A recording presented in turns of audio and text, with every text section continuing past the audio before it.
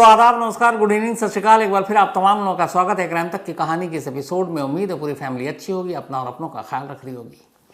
यकीन मानिए, अगर मेरठ का ये मर्डर केस वक्त से पहले नहीं खुलता और ये कुछ लंबा खिंच जाता तो फिर मुस्कान पार्ट 3 बनने वाला था। एक और कत्ल होता, लेकिन वो कत्ल मुस्कान का होता या साहिल का ये पता नहीं, लेकिन होता ज़रूर, और उसकी एक वजह थी। वो वजह आपको बताऊं उससे पहले पूरी कहानी, क्योंकि इसमें इश्क का काला जादू भी आ गया। तंत्र मंत्र जादू टोना तो आप सुनते ही हैं। साहिल के कमरे ने वो राज उगला है। उसके दरो दीवार से झांकने के बाद जो चीज़ें बाहर आई हैं वो बताती हैं कि ये एक आम कत्ल नहीं है, बल्कि इस कत्ल के पीछे डर है, इस कत्ल के पीछे अंधविश्वास है, इस कत्ल के पीछे जादू टोना है, और इस कत्ल के पीछे मौत और ज़िंदगी को लेकर भी एक खौफ है। एक शख्स इंग्लैंड से भारत आता है। 2 साल से वो इंडिया नहीं आया था। 2 साल बाद इसलिए आ रहा है, उसे ये भी पता है कि उसकी बीवी के साथ उसका रिश्ता ठीक नहीं है, मामला डिवोर्स तक पहुंच चुका है। लेकिन बीवी का बर्थडे है और वो तय करता है कि नहीं, चलो इंडिया। 25 फरवरी को बर्थडे होता है और 24 फरवरी को वो दिल्ली में लैंड करता है और फिर दिल्ली से 2 घंटे की दूरी मेरठ पर अपने घर पहुंचता है। शायद अब भी उसको उम्मीद थी कि क्या पता बीवी के साथ रिश्ते सुधर जाएं, बीवी साहिल से अलग हो जाए, क्योंकि 6 साल की बेटी भी हो चुकी थी। लेकिन वो कुछ और सोच रहा था, इधर बीवी मुस्कान के जहन में कुछ और चल रहा था।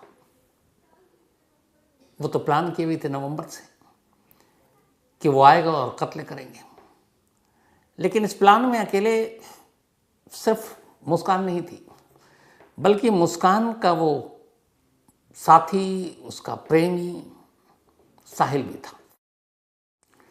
साहिल और मुस्कान की जो पूरी कहानी सामने आई है और साहिल के घर की जो पूरी कहानी सामने आई है वो कुछ यूँ है कि मेरठ में ही साहिल और मुस्कान दोनों पैदा होते हैं, दोनों बड़े होते हैं।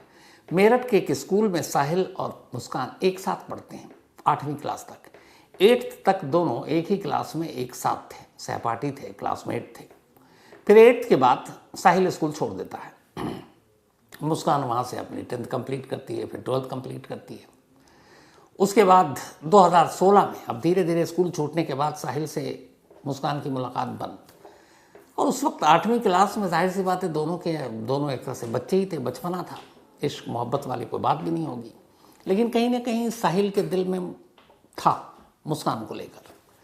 तो 8वीं के बाद फिर दोनों अलग हो गए, बिछड़ गए, कभी आमना सामना हुआ नहीं। धीरे धीरे वक्त हुआ, दोनों बड़े हो गए। 2016 आया। 2016 में एक रोज़ अचानक मेरठ में घूमते घूमते मुस्कान की मुलाकात सौरभ से होती है। पहली नज़र में उसे प्यार हो जाता है, सौरभ को मुस्कान से प्यार हो जाता है। फिर दोनों मिलते हैं, इसके बाद शादी करने का फैसला करते हैं। सौरभ के घर वाले शादी को तैयार नहीं थे, मुस्कान के घर वाले मान जाते हैं, शादी हो जाती है। उसके बाद सौरभ के घर वाले उसे घर से निकाल देते हैं। वो अलग घर में रहता, अब किराए के मकान में, जिस मकान से वो ड्रम में बाद में बाहर आया।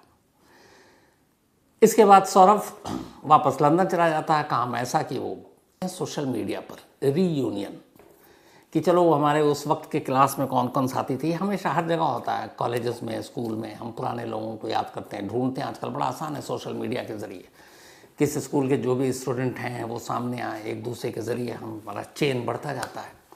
तो कुछ स्टूडेंट्स ने ये इनिशिएटिव लिया और उस स्कूल के पुराने स्टूडेंट्स को एक ग्रुप में जोड़ना शुरू किया। इत्तेफाक से उस ग्रुप पर सोशल मीडिया पे चूंकि मुस्कान एक्टिव रहती थी, उधर साहिल भी था, उस ग्रुप पर दोनों की नज़र पड़ गई और फिर उन्हें अपने सारे पुराने साथी, पुराने क्लासमेट एक एक कर दिखने लगे, उनके नंबर, उनके चेहरे। साहिल ने मुस्कान का नाम देखा और मुस्कान को पहचान लिया। उधर मुस्कान ने भी साहिल का नाम देखा और उसे पहचान लिया। मुस्कान साहिल को देखकर, उसकी तस्वीर को देखकर उसकी तरफ अट्रैक्ट हो गई। अब ग्रुप में थे तो एक दूसरे के नंबर भी एक्सचेंज होने लगे, फिर बातचीत होने लगी। जो आस पड़ोस में थे वो मिलने लगे। ऐसी एक गैदरिंग हुई। उस गैदरिंग में सभी स्टूडेंट्स आए और वहाँ मुलाकात हुई साहिल और मुस्कान की। इसके बाद अब ये मुलाकात रोज़ाना का सिलसिला हो गया, दोनों मिलने जुलने लगे। फिर धीरे धीरे ये हुआ कि मुस्कान अकेली थी, पति रहता नहीं था, घर आना जाना शुरू हो गया। उधर इस बीच में ये हुआ कि साहिल की माँ की मौत हो गई और साहिल अपनी माँ से बड़ा करीबी था, बहुत प्यार करता था। माँ की मौत का उसके दिमाग पे बहुत असर हुआ, वो अपने आप को अकेला महसूस करने लगा। फिर उस गम को बुलाने के लिए वो उस मोहल्ले में आ गया, किराए का एक घर ले लिया जिस मोहल्ले में मुस्कान रहती थी। लेकिन माँ उसके जहन से नहीं गई। अब उसे ये लगता था कि उसकी माँ उससे बात करती है। वो सोशल मीडिया, स्नैपचैट का अकाउंट खोला और उसमें लगता था कि कई बार खुद ही मैसेज टाइप कर रहा है और खुद ही उसको ये फील हो रहा है कि ये माँ कह रही है, माँ उससे बातें कर रही है। अब इस दौरान एक ही मोहल्ले में इधर मुलाकात धीरे धीरे बढ़ने लगा। जब मुलाकात बढ़ने लगी तो फिर करीब आने के बाद मुस्कान को ये कमज़ोरी पता चली साहिल की, कि इसकी माँ को गुजरे ज़माना हो गया लेकिन ये अपनी माँ से बात करने की बातें करता है, कैसा इंसान है। लेकिन तभी मुस्कान ने एक फ़िल्म देखी, इत्तेफाक से, यूट्यूब पे भी है। फिल्म का नाम था डीजे, जिसमें पुष्पा के हीरो, झुकेगा नहीं वाले, अल्लू अर्जुन हीरो थे। इस फिल्म में जो विलन है डीजे में, उनका एक बेटा है और उस बेटे की माँ की मौत को 20 साल हो चुके हैं। लेकिन फिल्म में ये दिखाया गया है कि वो अक्सर अपनी माँ से बातें करता है। सफाई पसंद है बहुत। एक दुबई के होटल का भी सीन है जहाँ शॉपिंग करा कर लाता है और फिर कुछ बातें होती है। अब अल्लू अर्जुन को भी ये कमज़ोरी पता चल गई, जैसे मुस्कान को साहिल की कमज़ोरी पता चली थी। तो अल्लू अर्जुन को लगा कि ये अपनी माँ से बातें करता है, तो अब उसको चूँकि अल्लू अर्जुन को झांसे में लेना था, बाप से बदला लेने के लिए, उसने यही हथियार इस्तेमाल किया। अल्लू अर्जुन ने अचानक बातें करनी शुरू की। उसने कहा ये क्या है? उसने कहा मैं अपने बाप से बात करता हूँ। वो कहता है मेरी माँ तो मर चुकी है। तो कहता हाँ मेरा बाप भी 25 साल पहले ही मर चुका है। अब वो इम्प्रेस हो जाता है कि उसे लगता है मैं अकेला नहीं हूँ जो अपनी मरी हुई माँ से बात कर रहा हूँ, ये भी है जो अपने गुजरे हुए बाप से बात कर रहा है। और यहाँ वो उसका भरोसा जीत लेता है। सेम काम मुस्कान ने साहिल के साथ किया। मुस्कान को मालूम था साहिल अपनी माँ से बात करता है और वो कहता है कि मेरी माँ से बात होती है। मुस्कान ने भी एक अकाउंट खोला अपने भाई के मोबाइल नंबर पर और उसमें एक अकाउंट बनाया और अब वो सचमुच साहिल के उस अकाउंट पर मैसेज करने लगी जो साहिल को लगता था उसकी माँ उसके लिए लिखती है, जबकि लिखता खुद था। और वो उस पर लिखने लगी माँ बनकर, मतलब एक प्रेमिका अकाउंट पर सोशल मीडिया पर माँ बनी हुई उसकी, कि मुस्कान बहुत अच्छी लड़की है, वो तेरा बहुत ख्याल रखेगी, तुम्हारी जोड़ी बहुत अच्छी है, उसे कभी दुख मत देना, जो वो कहे उसे मानना। इस तरीके से ये बातें करके एक तरह से उसने चंगुल में पूरी तरह से ले लिया साहिल को।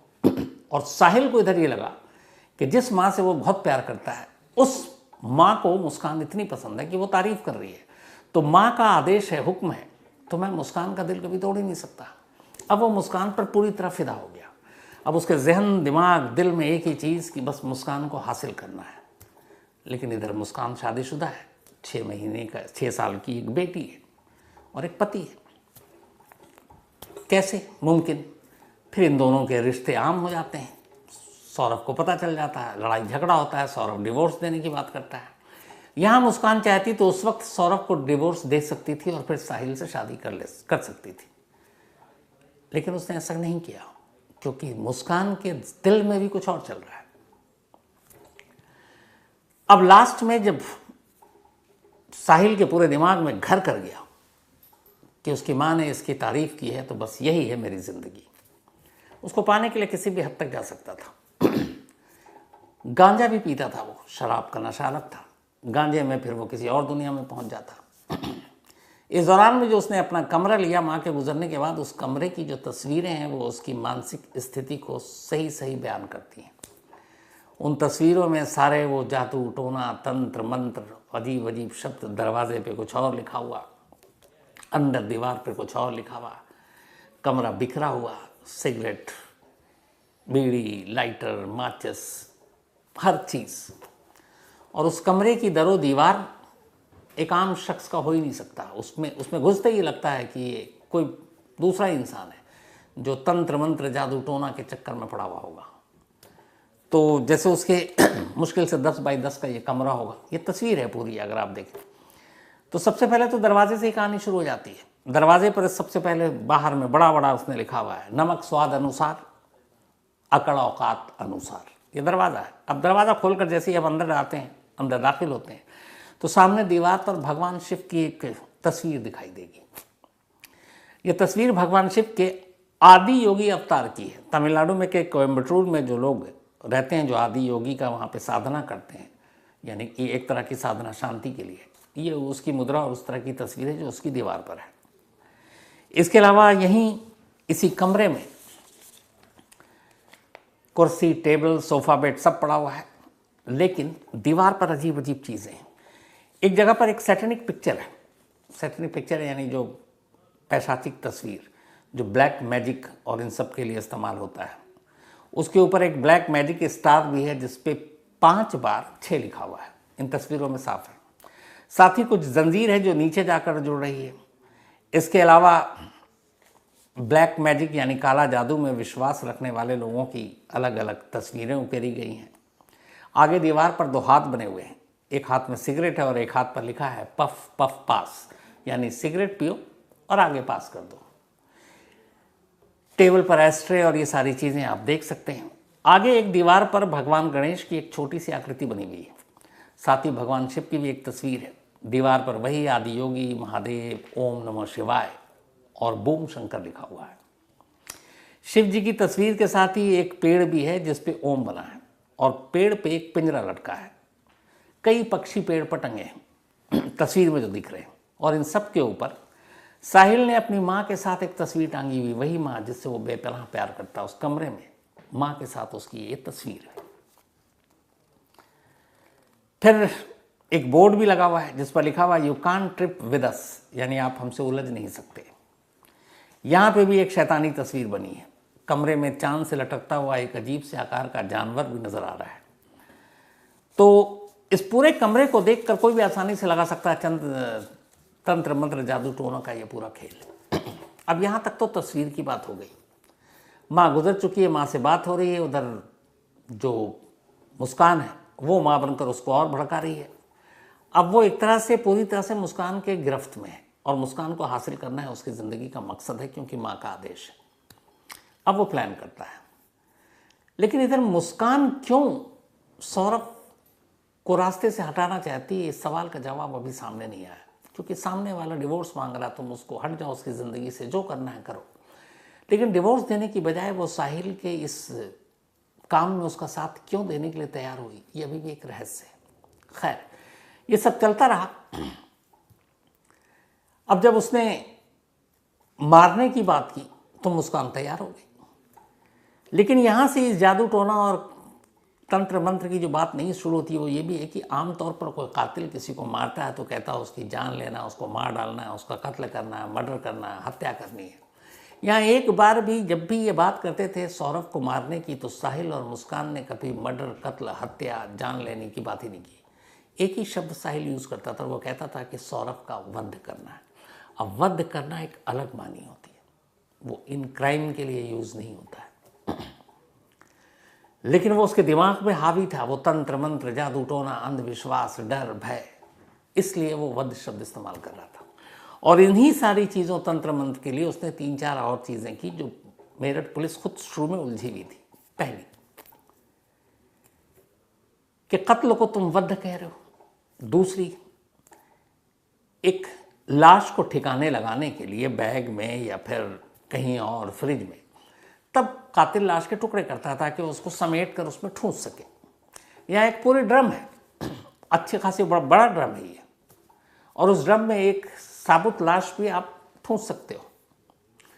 फिर सर को धड़ से अलग करना, दोनों हाथों की हथेलियाँ काटना। आमतौर पर जब लाश को छोटा करने की कोशिश की जाती है तो सर धड़ से अलग कर दिया गया, दोनों हाथ अलग काट देते हैं, दोनों पैर काट देते हैं, बॉडी छोटी हो गई।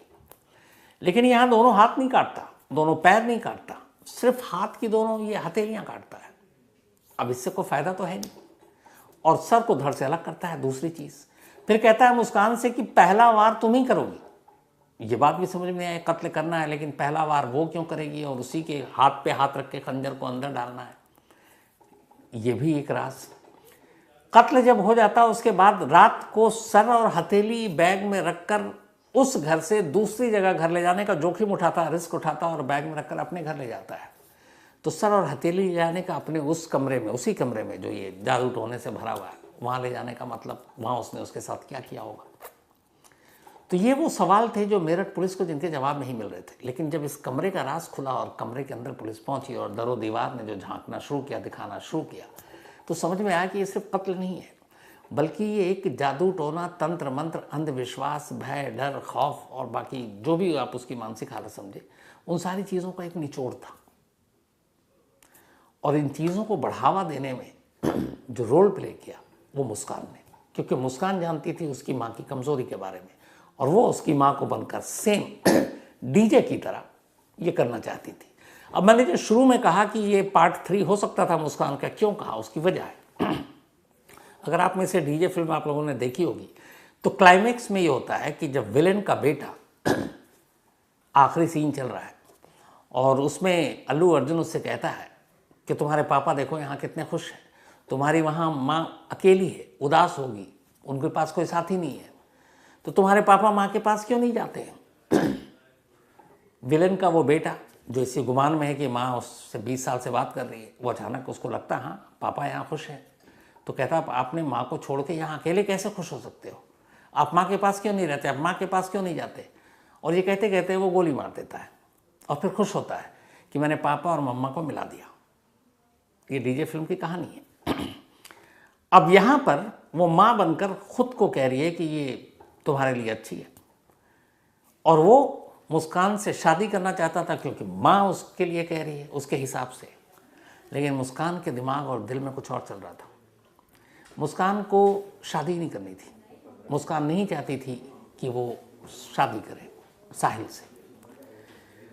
अब इस कत्ल के बाद मानिए ये राज ना खुलता अगले 3-4 महीने, तो पति की मौत हो चुकी है, साहिल प्रेशराइज करता, दबाव डालता मुस्कान पे कि अब तो कोई है ही नहीं, पति भी रास्ते से हट गया, चलो अब शादी करते हैं। लेकिन मुस्कान को कभी भी साहिल से शादी नहीं करनी थी, ये उसने क्लियर एक्सेप्ट किया पुलिस के सामने।